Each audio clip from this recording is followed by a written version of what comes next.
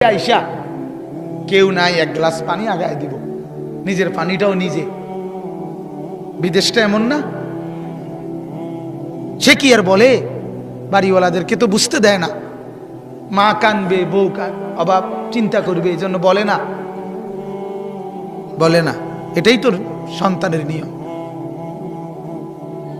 কিন্তু নিজে সীমাহীন কষ্ট করে বিদেশের জন্য।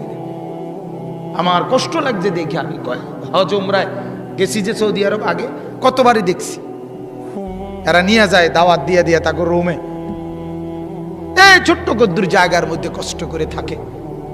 এক যুবক নরসিংদীর আমারে বলছিল একদিন, হুজুর আজ 11 বছর বিদেশ, বাবার ঋণ দেনা এখনো শোধ করতে পারি নাই, বাদ যেতে পারি না, বাবার ঋণ এখনো শোধ হয় নাই হুজুর।